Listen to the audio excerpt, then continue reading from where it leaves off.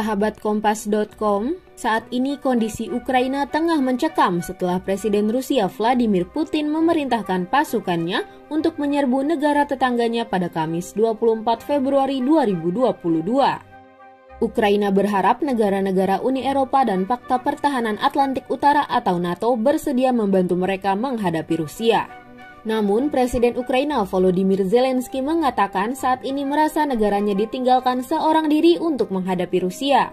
Indonesia yang saat ini menjadi ketua forum G20 diminta untuk mengambil sikap atas konflik itu.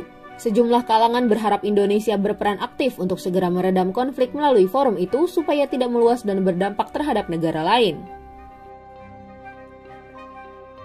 Di masa lalu, Indonesia dan Ukraina saling tolong ketika satu sama lain berada dalam kondisi kesulitan. Contohnya pada 2014 silam saat terjadi peperangan antara angkatan bersenjata Ukraina dan kelompok separatis di timur Ukraina. Kala itu dilaporkan lebih dari 6.000 orang tewas dan 11.000 warga Ukraina cedera. Sejumlah elemen di Indonesia lantas mengirimkan bantuan kemanusiaan untuk warga Ukraina. Pertempuran antara militer Ukraina dengan kelompok separatis ketika itu membuat banyak orang di antaranya memerlukan bantuan kesehatan. Indonesia pun mengirimkan obat-obatan yang disumbangkan dua perusahaan Indonesia, yakni Sanbe Pharma dan Novel Pharmaceutical Laboratories. Perusahaan penerbangan Ukraina, Ukraina Air Alliance, membantu pengiriman obat-obatan tersebut.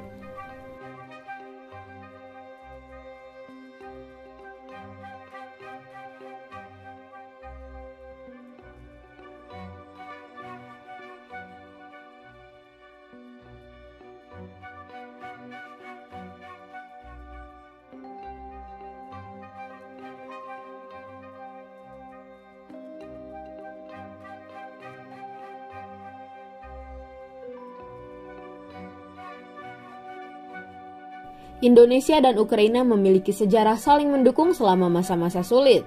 Pada 17 Januari 1946, delegasi Ukraina di Perserikatan Bangsa-Bangsa atau PBB mengangkat tentang aksi militer Inggris dan Jepang yang terlibat dalam operasi militer melawan rakyat Indonesia.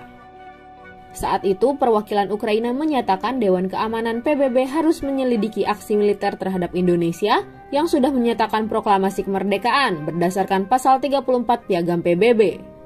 Pernyataan delegasi Ukraina saat itu juga mengejutkan Perdana Menteri Indonesia Sultan Syahrir. Syahrir mengatakan tidak menyangka Ukraina akan menyampaikan persoalan itu di DKPBB.